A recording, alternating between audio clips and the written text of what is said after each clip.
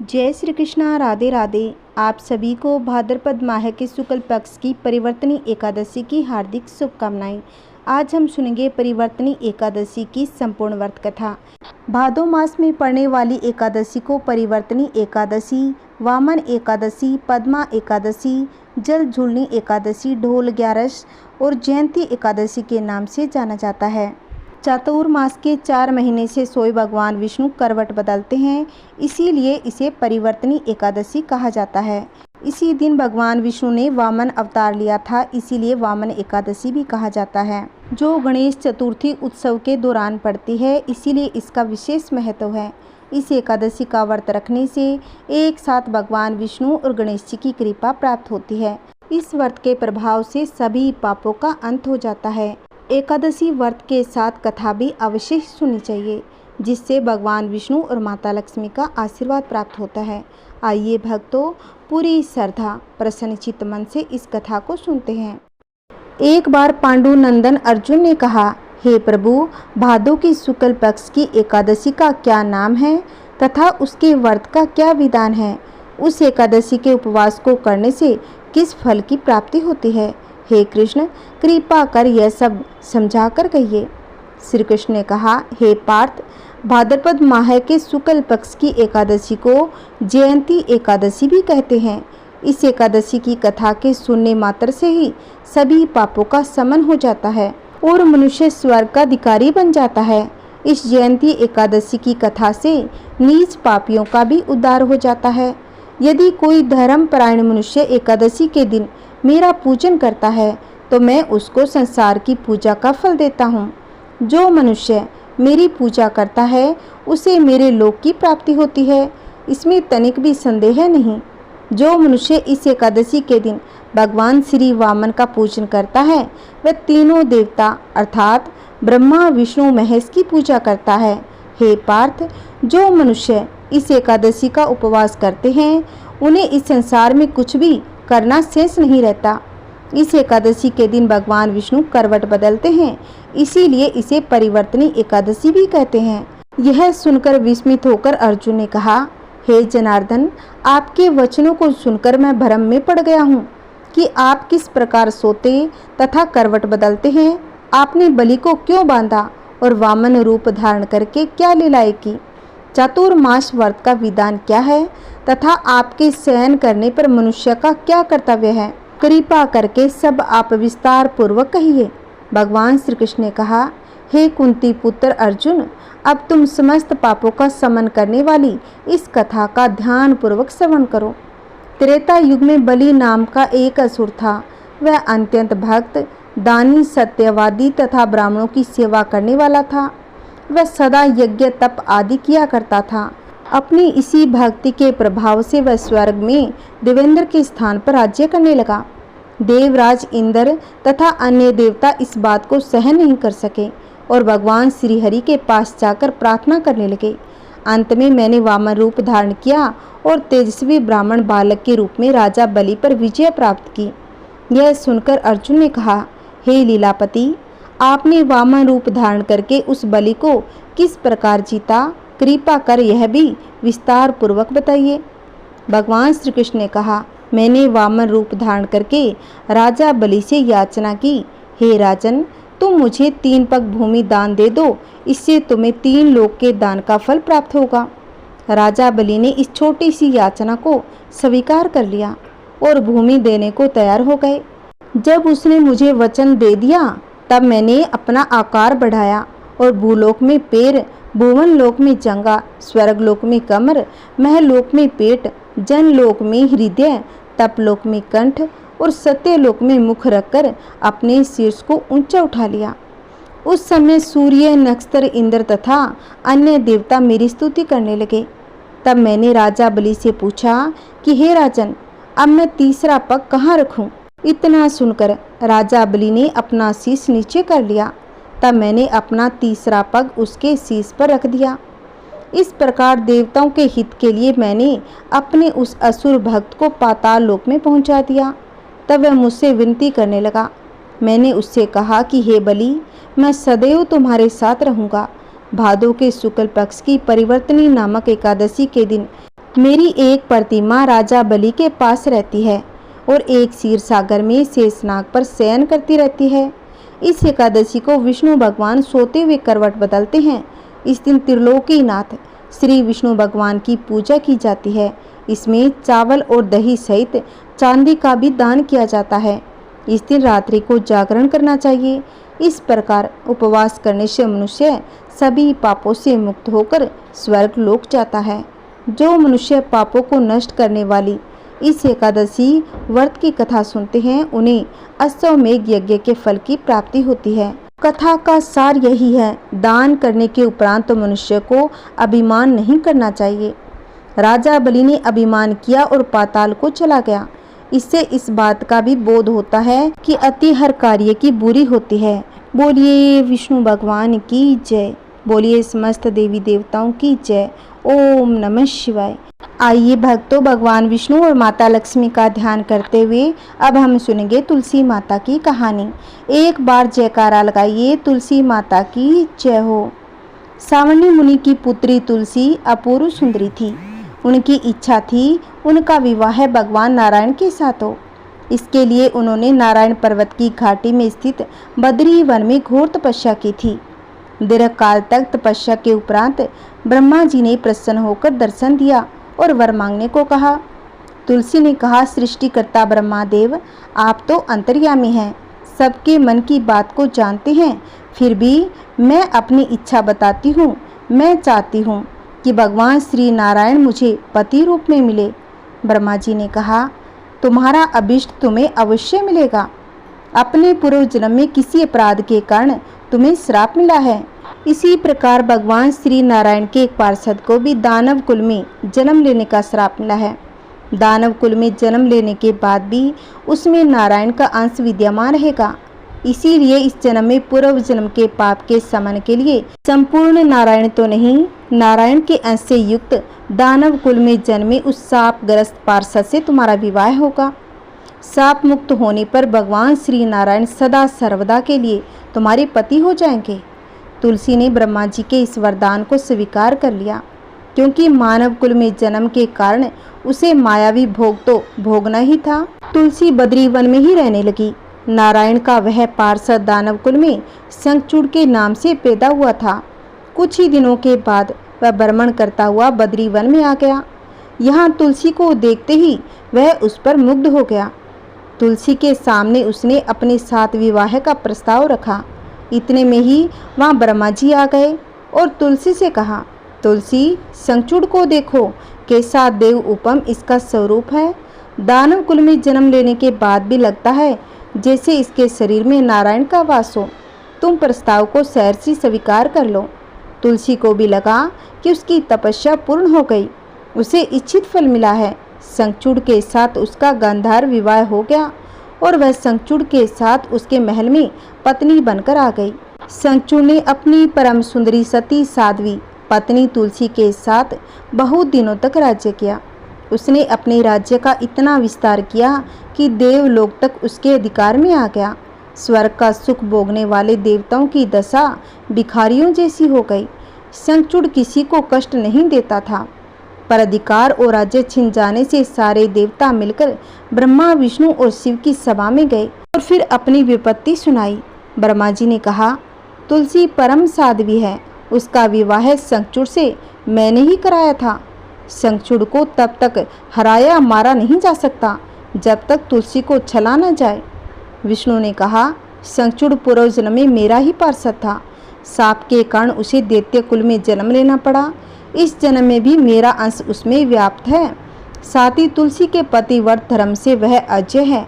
फिर देवताओं की सहमति से भगवान शिव ने शंखचूड़ के पास संदेश भेजा, या तो वह देवताओं का राज्य लौटा दे या फिर उनसे युद्ध करे। शंखचूड़ शंकर के पास पहुंचा। उसने कहा, हे देवादिदेव, आपके लिए देवताओं का पक्ष लेना उचित नहीं है। राज्य बढ़ाना हर राजा का कर्तव्य है। मैं किसी को दुखी नहीं कर रहा हूँ। देवताओं से कहिए वे मेरी प्रजा होकर रहे। मैंने आपका भी कोई उपकार नहीं किया। हमारा आपका युद्ध शोभा नहीं देता। अगर आप हार गए तो बड़ी लज्जा की बात होगी। अगर मैं हार गया तो आपकी कीर्ति बहुत अधिक नहीं बढ़ने वाली। भगवान शंकर हंसने लगे और वे तो सब रहस्य समझते थे। तुलसी और शंखचूड़ के पूर्व जन्म के शाप की अवधि लगभग पूरी हो चुकी थी। बोले, इसमें कीर्ति और लज्जा की बात नहीं है। तुम देवों का राज्य लौटाकर उन्हें उनके पद पर प्रतिष्ठित होने दो। युद्ध से बचने का यही एक उपाय है। शंखचूड़ ने कहा, मैंने युद्ध के बल से देवलोक जीता है, कोई उसे युद्ध के द्वारा ही वापस ले सकता है। यह मेरा अंतिम उत्तर है, मैं जा रहा हूँ। ऐसा कहकर शंखचूड़ चला गया और उसने अपनी पत्नी तुलसी को सारी बात कह दी और कहा, कर्म भोग सब काल सूत्र में बंधा है। जीवन में हर सुख भय सुख दुख मंगल अमंगल काल के अधीन है। हम तो केवल निमित्त हैं। संभव है भगवान शिव देवों का पक्ष लेकर मुझसे युद्ध करे। तुम चिंता मत करना, तुम्हारा सती तेज मेरी रक्षा करेगा। दूसरे दिन भगवान शंकर के नेतृत्व में देवताओं ने युद्ध छेड़ दिया। शंखचूड़ ने भीषण बाणों की वर्षा कर उनका वेग रोका। उसके प्रहार से देवता डगमगाने लगे। उसने दानवी शक्ति का प्रयोग कर मायावी युद्ध प्रारंभ किया। युद्ध स्थल पर वह किसी को दिखाई नहीं देता था, पर उसके अस्त्र शस्त्र प्रहार कर देवों को घायल कर रहे थे। देवगण अपने अस्त्र चलाए तो किस पर चलाएं, क्योंकि कोई शत्रु सामने था ही नहीं। कई दिनों तक इस तरह भयंकर युद्ध चला। शंखचूड़ पराजित नहीं हुआ। तब शिव ने विष्णु से कहा कि विष्णु, कुछ उपाय करो, अन्यथा मेरा तो सारा यश मिट्टी में मिल जाएगा। विष्णु ने सोचा, बल से तो शंखचूड़ को हराया नहीं जा सकता, इसीलिए छल का सहारा लेना होगा। उन्होंने तुरंत अपना स्वरूप शंखचूड़ जैसा बनाया और अस्त्र शस्त्र से सज्जित होकर तुलसी के पास गए और बोले, प्रिय, मैं युद्ध जीत गया और सारे देवता भगवान शंकर समेत हार गए हैं। इस खुशी में आओ, मैं तुम्हें अंग से लगा लूं। पति को प्रत्यक्ष खड़ा देखकर तथा विजय का समाचार सुनकर वह दौड़कर मायावी शंखचूड़ के गले से लिपट गई। इस प्रकार पति पत्नी दोनों ने आलिंगन हो खूब खुशी मनाई। पर पुरुष के साथ इस प्रकार के व्यवहार से उसका सती तेज नष्ट हो गया। उसका सती तेज जो शंखचूड़ की कवच के रूप में रक्षा कर रहा था, वह कवच नष्ट हो गया। शंखचूड़ शक्तिहीन हो गया। यह जानते ही भगवान शंकर ने अपने त्रिशूल से प्रहार किया। त्रिशूल के लगते ही शंखचूड़ जलकर भस्म हो गया। शंखचूड़ के मरने को जानकर विष्णु अपने असली स्वरूप में आ गए। सामने अपने पति शंखचूड़ के स्थान पर भगवान विष्णु को खड़ा देख तुलसी बहुत ही विस्मित हो गई और उसको पता लग गया कि स्वयं नारायण ने उसके साथ छल किया है। क्रोध में आकर उसने श्राप दिया, एक सती स्त्री का अस्तित्व भंग करने के अपराध में तुम हृदयहीन पत्थर हो जाओ। विष्णु ने तुलसी के श्राप को सिरोधार्य कर कहा, हे देवी, तुम्हारे तथा शंखचूड़ के कल्याण के लिए मुझे ऐसा करना पड़ा। तुम दोनों को शाप मुक्त करना था। तुम भी अब शरीर त्याग कर तुलसी बिरवा के रूप में जन्म लोगी और मेरी पूजा तुलसी दल से होगी। मैं शालिग्राम पत्थर बनूंगा। मेरे शीश पर तुम आदर से विराजमान होगी। तुम्हारे पति की हड्डियों के चूर्ण से शंख की उत्पत्ति होगी। उस शंख ध्वनि से देवताओं तथा मेरी पूजा आराधना होगी। जहाँ शंख ध्वनि होगी वहाँ मंगलमय मैं विराजमान होऊंगा। तुमने पूर्व जन्म में बद्री वन में मुझे पाने के लिए बड़ी तपस्या की थी। अब अगले जन्म में मैं नारायण पत्थर के रूप में बद्रीनाथ वन में स्थापित होऊंगा और मेरी पूजा अर्चना फल फूल से न होकर तुम्हारे तुलसी दल से होगी। मेरे शीश पर विराजमान होकर तुम मुझसे ही ऊंचा पद प्राप्त कर लोगी। बोलिए तुलसी माता की, बोलिए शालिग्राम भगवान की जय, बोलिए समस्त देवी देवताओं की जय। ओम नमः शिवाय। बोलिए विष्णु भगवान माता लक्ष्मी की जय। आइए भक्तों, एकादशी व्रत का पूरा फल पाने के लिए सुनेंगे 11 माता की कहानी। इसे भी पूरी श्रद्धा और प्रसन्नचित मन से पूरी कथा को सुनना। आधी अधूरी कथा सुनने से व्रत का पूरा फल नहीं मिलता। एक बार एक राज्य में एक राजा रहा करता था। राजा बहुत ही बुद्धिमान और बलशाली था। राजा सदैव अपनी प्रजा का बहुत ही अच्छे से ध्यान रखता था। प्रजा भी अपने राजा को बहुत ही पसंद करती थी। राजा की 2 बेटियां थीं। राजा अपनी दोनों बेटियों से बहुत ही प्रेम करता। राजा की छोटी बेटी देखने में बहुत ही सुंदर थी। राजा की बड़ी बेटी छोटी बेटी के मुकाबले थोड़ा कम सुंदर थी। राजा की छोटी बेटी 11 माता की पूजा किया करती थी और सभी लोग राजा की छोटी बेटी से बहुत ही प्रेम करते थे। और बहुत ही प्रशंसा भी किया करते थे। राजा भी अपनी छोटी बेटी को बड़ी बेटी के मुकाबले अधिक प्रेम करता था, जिस कारण राजा की बड़ी बेटी को अपनी छोटी बहन से नफरत होने लगी। राजा की दोनों बेटियां जब बड़ी हो गई, तब एक पड़ोस राज्य में रहने वाला राजकुमार राजा की बड़ी बेटी के लिए रिश्ता लेकर आया। लेकिन जैसे ही उस राजकुमार की नज़र राजा की छोटी बेटी पर पड़ी, तो राजकुमार राजा की छोटी बेटी पर आकर्षित हो गया। उसे पहली नज़र में ही प्रेम कर बैठा। उस राजकुमार ने राजा की बड़ी बेटी के साथ विवाह करने से मना कर दिया। उसने राजा से कहा कि मैं आपकी छोटी बेटी से विवाह करना चाहता हूँ। जिसके बाद राजा की बड़ी बेटी यह देखकर अपनी छोटी बेटी से बहुत ही क्रोधित हो गई। राजा की बड़ी बेटी ने अपनी छोटी बहन को अपना सबसे बड़ा दुश्मन मान लिया था। राजा की बड़ी बेटी ने अपनी छोटी बहन से बदला लेने का अब निर्णय कर लिया, जिसके लिए उसने अपनी छोटी बहन को जान से मारने का प्लान बनाया। राजा की बड़ी बेटी ने अपनी छोटी बहन को मारने के लिए सबसे पहले एक लड्डू में जहर मिलाकर अपनी छोटी बहन को दिया और उसको लड्डू खाने के लिए कहा। लेकिन लड्डू खाने के बाद भी छोटी बहन को कुछ भी नहीं हुआ। बड़ी बहन यह देखकर बहुत ही आश्चर्यचकित रह गई, लेकिन बड़ी बहन ने हार नहीं मानी थी। उसने जब रात में छोटी बहन अपने कमरे में सो रही थी, तब एक मटके में सांप रखकर उसे कमरे में छोड़ दिया। लेकिन सांप भी छोटी बहन का कुछ नहीं कर पाया। जिसके बाद बड़ी बहन ने अपनी छोटी बहन से कहा कि चलो हम लोग कुएं में से पानी भर लाते हैं। जिसके लिए वह अपनी छोटी बहन को पानी भरने के बहाने कुएं के पास ले गई। उसने अपनी छोटी बहन को कुएं में धकेल दिया, लेकिन छोटी बहन को तब भी कुछ भी नहीं हुआ, क्योंकि हर बार 11 माता उसकी रक्षा कर रही थी। उधर बड़ी बहन अपने सारे प्रयासों के बाद असफल हो रही थी, जिससे वह बुरी तरह क्रोधित होती जा रही थी। फिर उसने अपनी छोटी बहन के पास जाकर उससे खुद ही पूछा कि मेरी छोटी बहन, तुमको पता है भगवान ने सबकी मृत्यु एक निश्चित समय पर लिखी हुई है, और कैसे तुम्हारी मृत्यु होगी, क्या ये तुम जानती हो? तब छोटी बहन ने अपनी बड़ी बहन को बताया कि हाँ, मैं जानती हूँ मेरी मृत्यु किस प्रकार होगी। छोटी बहन से यह सब सुनकर बड़ी बहन मन ही मन बहुत ही प्रसन्न होने लगी। उसने अपनी छोटी बहन से कहा कि तुम मुझे अपनी मृत्यु का राज तो बता दो। छोटी बहन बहुत ही भोली थी और अपनी बहन को कहा कि मेरी मृत्यु तो एक तोते में है। जो तोते के गले में एक हार है, उससे मेरी मृत्यु होगी। जब तक कोई भी व्यक्ति तोते को मारकर वह हार अपने गले में पहनेगा तो मैं मूर्छित हो जाऊंगी।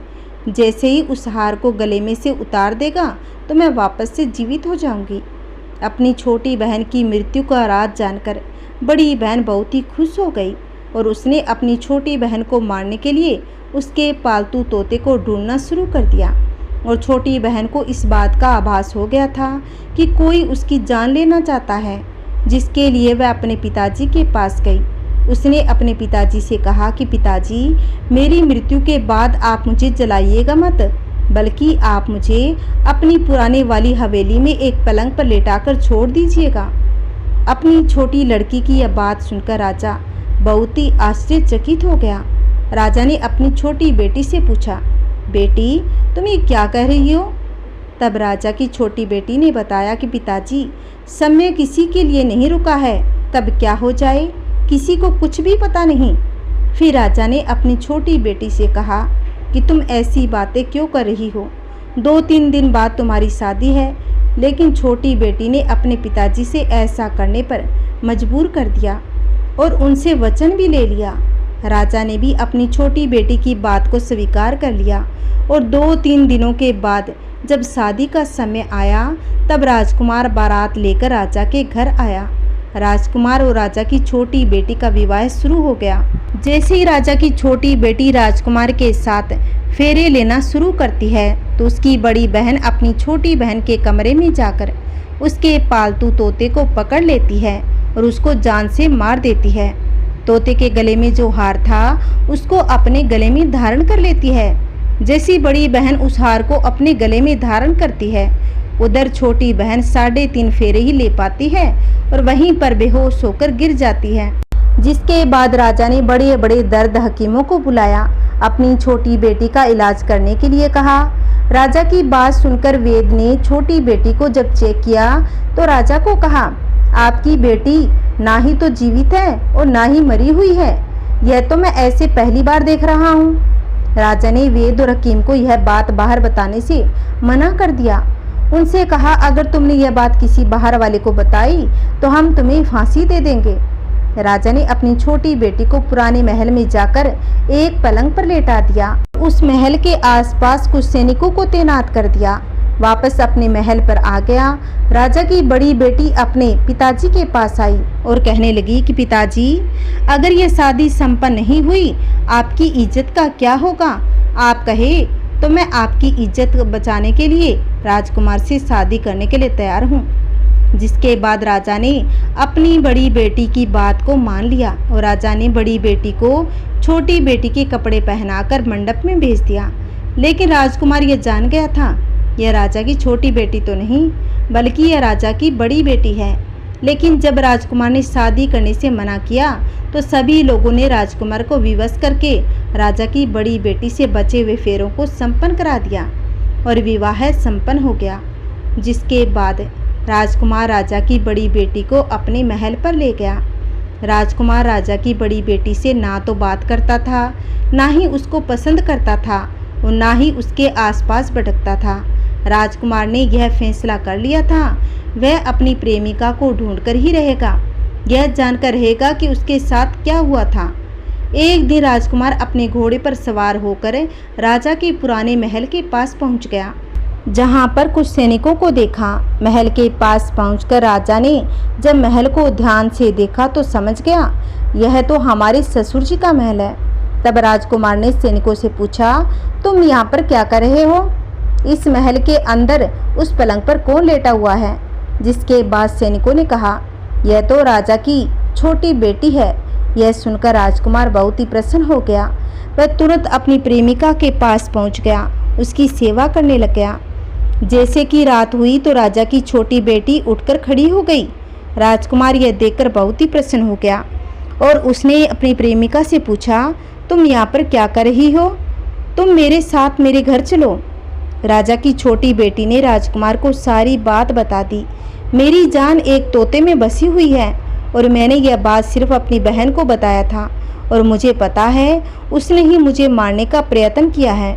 उसके पास एक हार है जिसको वह सुबह तो पहन लेती है, रात को उतार देती है। जब तक वह हार को पहन लेती है तब तक मैं मूर्छित रहती हूँ। जैसे ही उस हार को उतारती है तो मैं जीवित हो जाती हूँ। जब तक मेरी बड़ी बहन के पास वो हार है तब तक मैं ऐसे ही जीवित और मूर्छित होती रहूँगी। अगर मेरी बड़ी बहन के पास जो हार है वो मेरे हाथ लग जाए तो मैं हमेशा के लिए जीवित हो जाऊंगी। राजकुमार यह बात सुनकर राजा की छोटी बेटी के पास रहने का निर्णय कर लेता है। उसने अपने बचे हुए सारे फेरे उस पलंग में लेटी राजकुमारी की छोटी बेटी के साथ ले लिए और अपना विवाह पूर्ण कर लिया। वहीं पर ही रहने लगा। देखते ही देखते कुछ समय में राजा की छोटी बेटी और राजकुमार की पत्नी पेट से हो गई। एक दिन राजकुमार को किसी काम से बाहर जाना पड़ा। अब राजा की छोटी बेटी के पेट में बहुत से तेज का दर्द होने लगा। जिसके बाद उसने ग्यारस माता का आह्वान किया। जिसके बाद वहां पर ग्यारस माता प्रकट हो गई। उन्होंने अपने भक्तों के दर्द को दूर किया और एक पुत्र की प्राप्ति करवाई। वहीं पर अचानक से राजकुमार भी आ गया। राजकुमार ने ग्यारस माता को देखा तो वह आश्चर्यचकित हो गया। उसने तुरंत माता को प्रणाम किया और ग्यारस माता ने राजकुमार से कहा, जब तुम्हारा बालक 5 वर्ष का हो जाए तुम अपनी पत्नी का हार लाकर उसके गले में डाल देना। देखते ही देखते राजकुमार और राजा की छोटी बेटी का पुत्र 5 वर्ष का हो गया। तो राजकुमार अपने बेटे से कहने लगा कि बेटा, मैं कुछ काम से बाहर जा रहा हूँ, तुम अपनी माता का ध्यान रखना। और इतना कहकर वह चला गया। राजा को बाहर निकलता देखकर बड़ी बहन के सैनिक देख लेते हैं और बड़ी बहन को जाकर सारी बात बता देते हैं। जिसके बाद बड़ी बहन अपनी छोटी बहन के पुत्र को वहाँ से उठवा देती है, उसको मरवा देती है। छोटी बेटी के पुत्र के 2 टुकड़े कर देती है। पहला टुकड़ा चक्की के पास छुपा देती है, दूसरा टुकड़ा अपनी पलंग के नीचे रख देती है। अब ग्यारस माता भिखारी का रूप लेकर आई। और एक भिखारी का रूप रखकर बड़ी बहन के पास चली गई, जिसके बाद वहाँ पर भिक्षा मांगने लगी। बड़ी बहन अपने नौकरों से कहती है कि जाकर भिक्षा दे दो, लेकिन जैसे ही नौकर ग्यारस माता को भिक्षा देने के लिए आते हैं तो माता उन्हें मना कर देती है और कहती है, मैं तुम्हारी महारानी से ही भिक्षा लूँगी, तुम्हारे से नहीं लूँगी। जिसके बाद बड़ी बहन स्वयं ही भिक्षा देने के लिए माता के पास आई। तब माता एक बिल्ली का रूप लेकर उसके कमरे में चली गई और वहाँ पर छोटी बेटी के पुत्र के 2 टुकड़ों को आपस में जोड़ दिया, उसे जीवित कर दिया, उसे वहाँ से ले गई। राजकुमार अपने बेटे को लेकर अपनी पत्नी के पास जाता है और उसे कहता है, तुम इसका ध्यान रखना, अगर तुम इस बच्चे का अच्छे से ध्यान रखोगी तो मैं तुमसे बात करूँगा। एक दिन राजकुमार अपने बच्चे से कहने लगा, तुम अपनी मासी से उनके गले का हार मांग लो। जिसके बाद राजकुमार का लड़का अपनी मासी के पास जाता है और कहता है कि मासी, मुझे तुम्हारे गले का हार चाहिए। यह सुनकर पहले तो बड़ी बहन बहुत ही क्रोधित हो गई। बाद में उसको याद आता है कि राजकुमार ने कहा था, अगर मैं इस बच्चे का अच्छे से ध्यान रखूंगी तो वह मुझसे बात करेंगे। जिसके कारण वह हार को उस बच्चे को दे देती है और वह तुरंत हार को ले जाकर अपने पिताजी को दे देता है।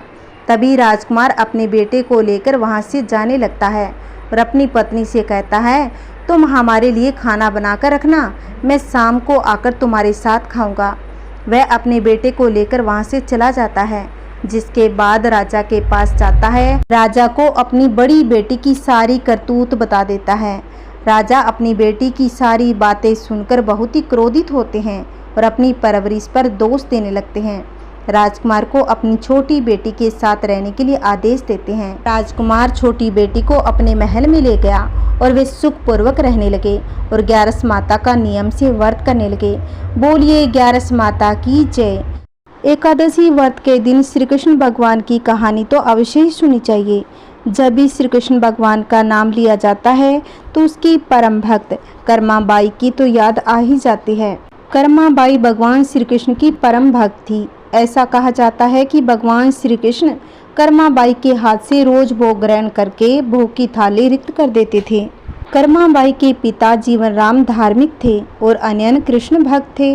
उन्होंने भगवान के नाम मदन मोहन से अपने घर में कृष्ण भगवान का मंदिर बना रखा था। वे प्रतिदिन भगवान कृष्ण की पूजा करते, भोग लगाते तथा भगवान को भोग लगाने के बाद ही भोजन ग्रहण करते थे।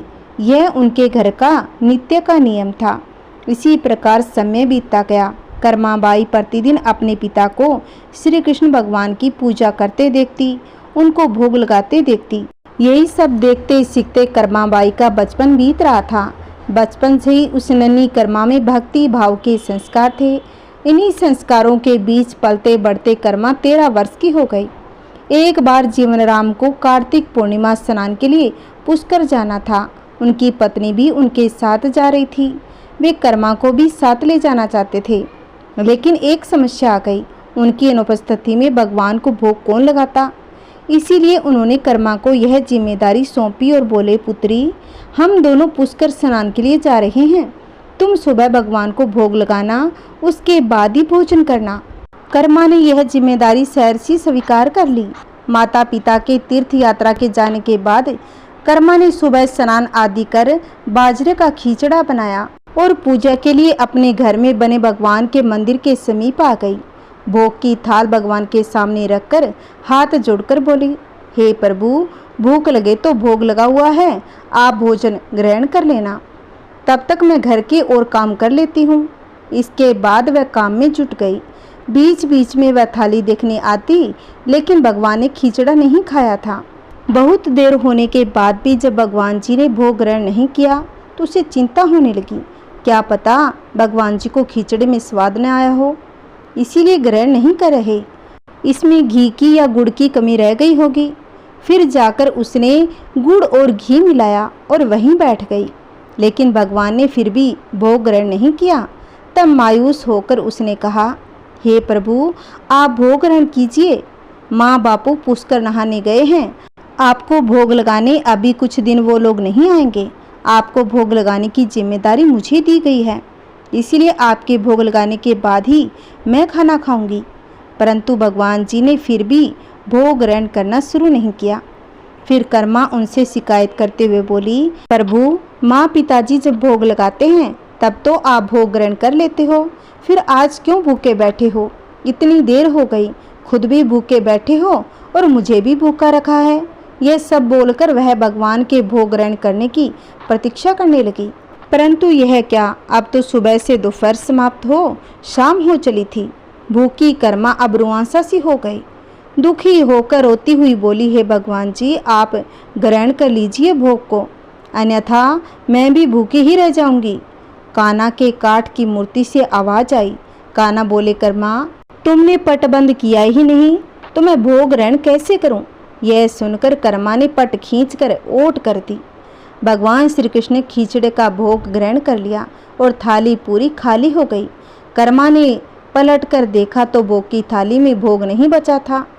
तब कर्मा बोली, भगवान जी, इतनी सी बात थी तो पहले बता देते, खुद भी भूखे रहे और मुझे भी भूखा रखा।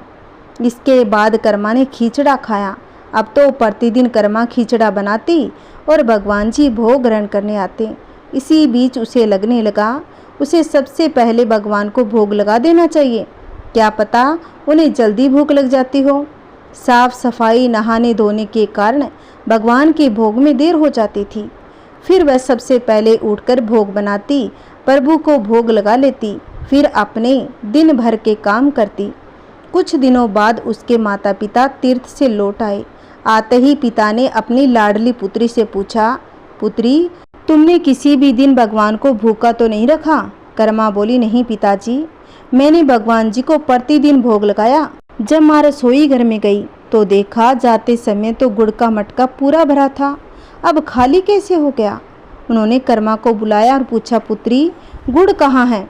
कर्मा ने बताया कि रोज भगवान कृष्ण उसके पास आते और खींचड़े का भोग ग्रहण करते, कहीं मिठास कम न हो जाए, इसीलिए खींचड़े में गुड़ कुछ ज़्यादा डाल दिया। उसने पहले दिन हुई परेशानी के बारे में भी बता दिया। कर्मा ने कहा, भगवान जी ने बहुत देर तक भोग ग्रहण नहीं किया था और फिर पट बंद करने पर किया। यह सुनकर माता पिता चकित रह गए।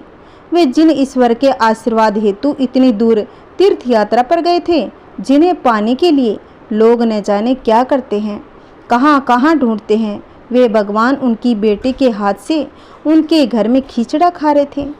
यह कैसे संभव है? उन्हें चिंता भी हुई कि बेटी बावली तो नहीं हो गई। ये भी सोच लिया, क्या पता कर्मा ने ही पूरा गुड़ खा लिया होगा। इस पर कर्मा ने कहा, अगर आपको यकीन नहीं है तो कल देख लीजिए, मैं खुद भगवान को भोग लगाऊंगी। इस आश्चर्य से वे रात भर सो नहीं पाए। दूसरे दिन कर्मा ने खींचड़ा बनाया, मंदिर में भोग की थाली रखकर पट बंद कर दिया और बोली, हे प्रभु, ये लोग नहीं मान रहे कि मैंने आपको ही गुड़ घी खिलाया था। अब आप भोग खाकर स्वयं सिद्ध कीजिए। भक्त की पुकार सुनकर भगवान को आना ही था और कान्हा खींचड़ा खाने आ गए। जब पट खुला तो जीवन राम उनकी पत्नी आश्चर्यचकित थे कि भोग की थाली में भोग बचा ही नहीं। फिर कर्मा का जीवन प्रतिदिन भोग लगाते ही निकला। जब उनके माता पिता नहीं रहे तब वे एक दिन अपने कान्हा की मूर्ति साथ लेकर तीर्थ के लिए निकल पड़ी और परंतु भगवान की कृपा से उन्हें हर दिन खींचड़ा बनाने के समाधान मिल ही जाते और वे प्रतिदिन कान्हा को खींचड़ा खिला देती। तीर्थ यात्रा करती हुई देवी कर्मा भगवान जगन्नाथ की नगरी पहुंच गई और वहीं रहने का मन बना लिया। वहां भी रोज भगवान को खींचड़े का भोग लगाती, पट बंद कर देती। भगवान भी प्रतिदिन उनके भोग को ग्रहण करते। जिस दिन उन्होंने पहली बार जगन्नाथपुरी में खींचड़ा बनाया, उसी दिन उसके पास से जा रहे एक बालक ने उनसे कहा कि माता, घी की बड़ी सुगंध आ रही है, क्या भोजन बचा है? देवी कर्मा ने कहा, हाँ बालक, अभी तो भोजन बचा है, तुम बैठो, मैं तुम्हें देती हूँ। यह कहकर देवी कर्मा ने उस बालक के लिए भी खिचड़ा लगा दिया और बालक पूरे मन से स्वाद लेकर खा रहा था। देवी कर्मा को यह देखकर सुख की अनुभूति हो रही थी। उस बालक ने खाते खाते पूछा, माता, क्या मैं कल आऊँगा तो भी मुझे खिचड़ा खिलाओगी? यह सुनकर देवी कर्मा मुस्कुराई और बोली, हाँ पुत्र, तुम यदि प्रतिदिन आओगे तो भी मैं प्रतिदिन तुम्हें खिचड़ा खिलाऊंगी, तुम निसंकोच आना। यह सुनकर बालक प्रसन्न हो गया और प्रतिदिन देवी कर्मा के पास खिचड़ा खाने आया करता था। एक दिन जब वह बालक खाना खाकर जा ही रहा था तभी उसने देखा कि एक साधु बाबा वहां आकर देवी कर्मा से कह रहे थे कि हे देवी, आप बहुत धार्मिक महिला है, भगवान को प्रतिदिन भोग लगाकर खाती है, परंतु इन सब के भी नियम होते हैं। आपको बिना नहाए ऐसा नहीं करना चाहिए। आप तो भगवान की परम भक्त कहलाती है। सो हे देवी, प्रतिदिन साफ सफाई करने के बाद नहा धोकर ही भगवान का भोग बनाया करे और भोग लगाया करे। यह सुनकर देवी कर्मा ने उनको हाथ जोड़कर प्रणाम किया और कहा कि जी साधु बाबा, आप जैसा कह रहे हैं मैं वैसा ही करूंगी। अगले दिन देवी कर्मा साफ सफाई कर नहा धोकर भोग बनाने लगी, परंतु अब भोग लगाने में देरी हो जाती। जब तक भोग नहीं लगता उस बालक को भी भोजन नहीं मिलता। बालक आकर माता से कहता, माता देर हो रही है, भूख लगी है, भोजन दो। माता कहने लगी, थोड़ी देर और रुक जा लल्ला, मैं दे ही रही हूँ। बालक जल्दी जल्दी खाकर भाग जाता। कुछ दिन ऐसे ही बीते, परंतु यह कौन जानता था कि वह बालक साक्षात भगवान जगन्नाथ है, जो प्रतिदिन बालक का रूप धर कर्मा बाई के हाथ से बना खिचड़ा खाने आते थे।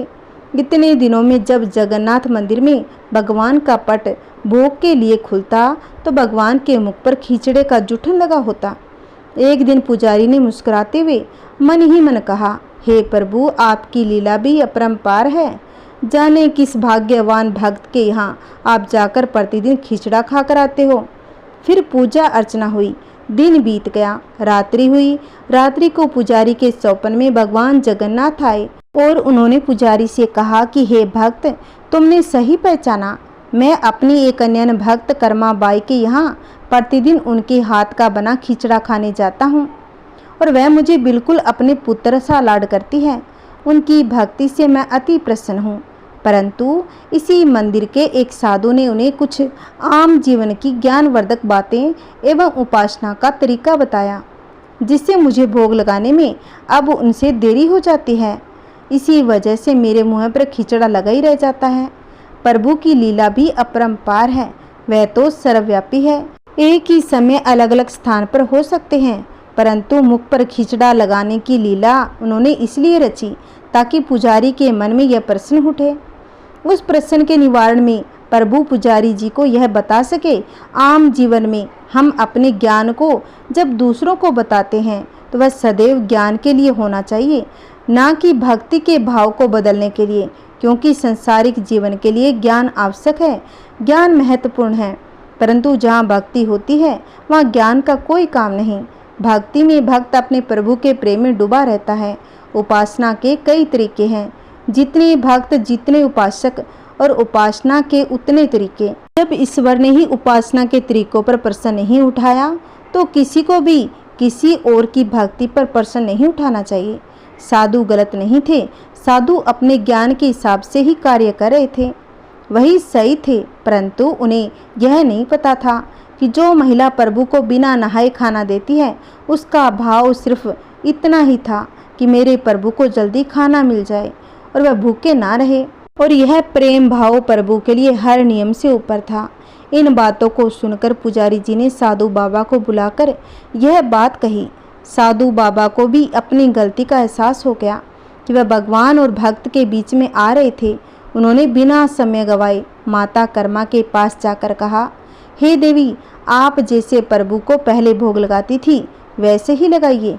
मैं आपकी भक्ति नहीं समझ पाया, इसलिए मुझे क्षमा करें। देवी कर्मा ने कहा, जी ठीक है, मैं कल से फिर से उसी समय पर वैसे ही भोग बनाऊंगी। और माता कर्मा ने फिर उसी तरीके से भोग लगाना शुरू कर दिया और भगवान के मुख पर खिचड़े का जूठन अब नहीं लगा होता था। ऐसे ही कई वर्ष बीत गए। एक दिन पुजारी जी ने देखा कि भगवान की आंखों से आंसू बह रहे थे और वह भोग ग्रहण नहीं कर रहे थे। तब उन्होंने मन ही मन फिर से पूछा कि हे प्रभु, ऐसा कौन सा अपराध हुआ हमसे कि आपने भोग ग्रहण नहीं किया और आपकी आंखों से आंसू भी बह रहे हैं। यदि हमसे कोई अपराध हुआ है तो हमें क्षमा करें और भोग ग्रहण करें। आपके भक्तजन प्रसाद के लिए प्रतीक्षा कर रहे हैं। फिर क्या था, भक्त वत्सल प्रभु ने प्रसाद ग्रहण कर लिया, परंतु प्रभु के भोग देर से ग्रहण करने की बात, उनके आंखों से आंसू बहने की बात पूरी प्रजा में तेजी से फैल गई।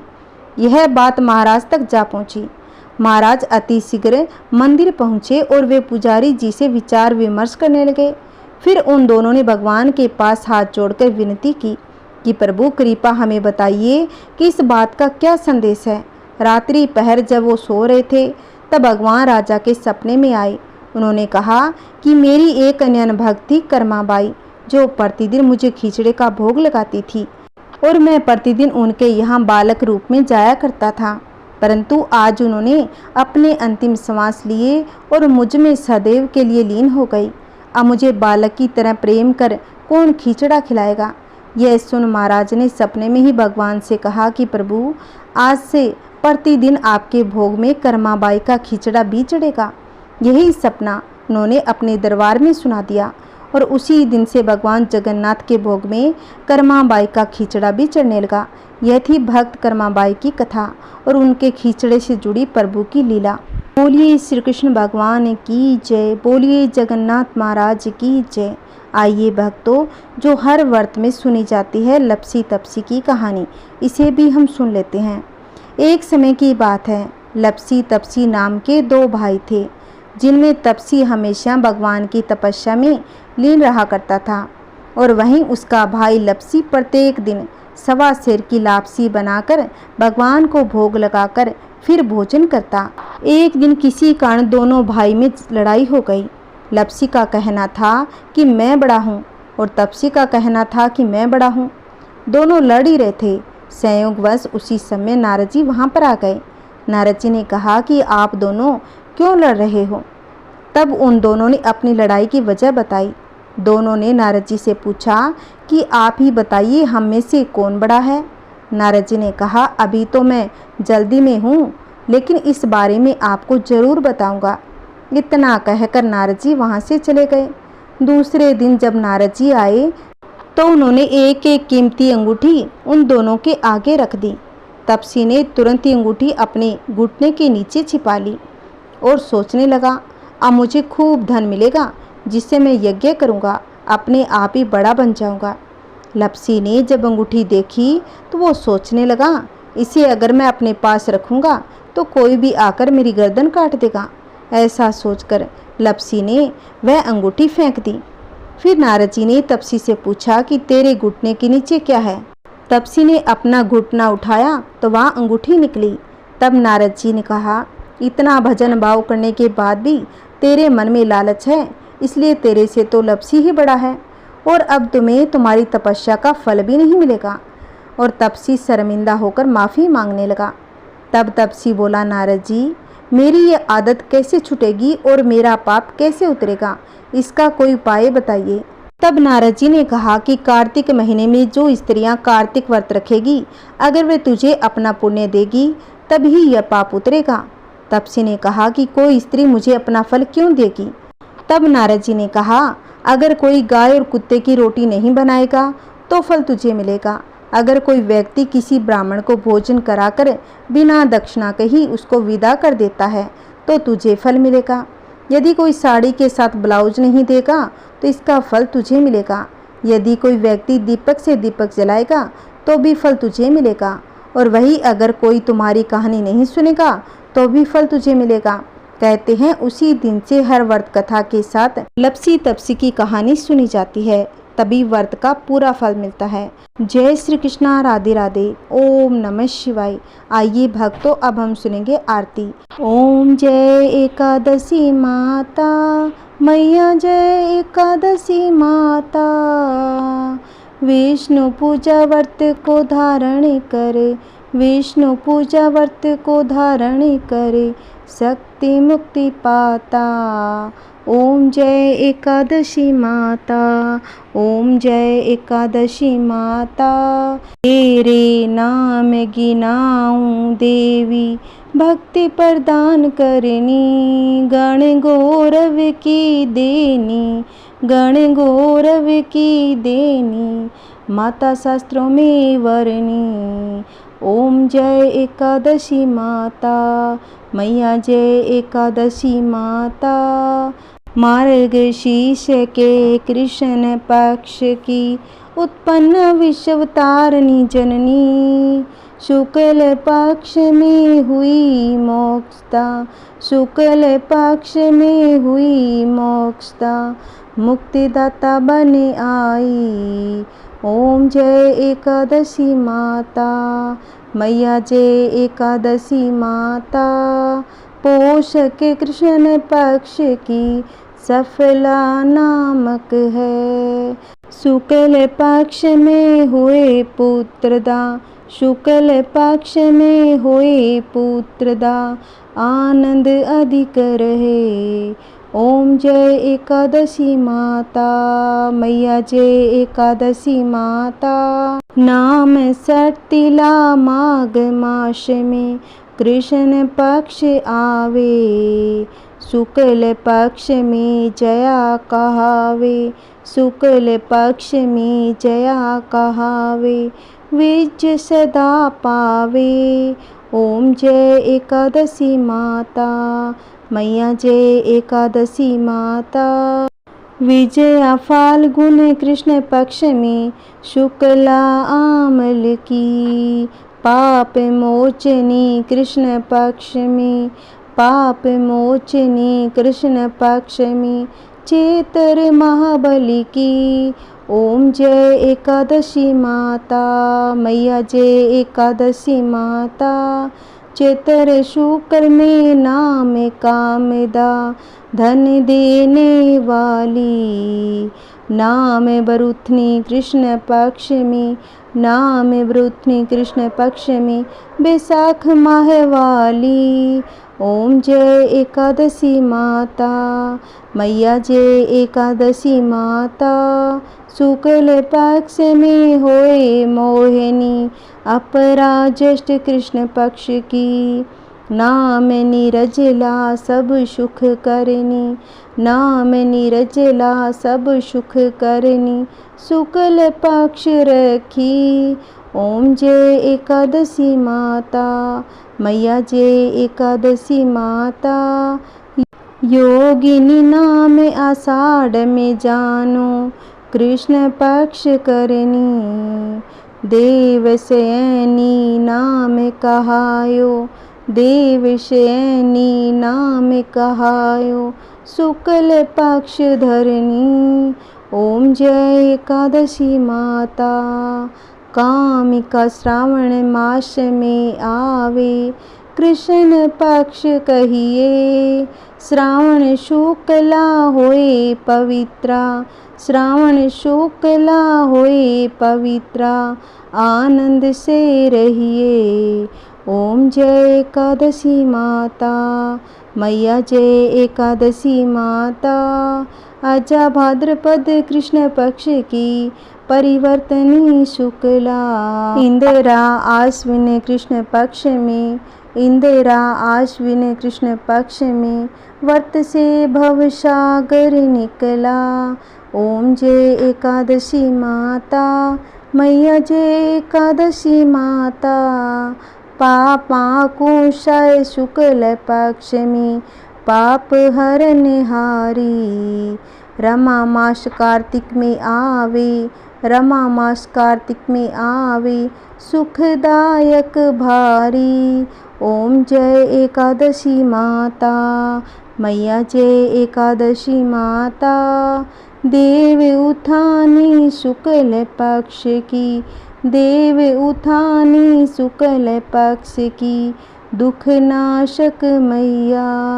पावन मास में करु विनती, पावन मास में करु विनती, पार करो नैया।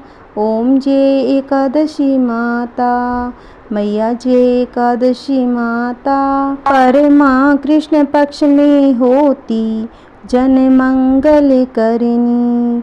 शुक्ल मास में होए पद्मिनी, शुक्ल मास में होए पद्मिनी, दुख दारिद्र हरनी।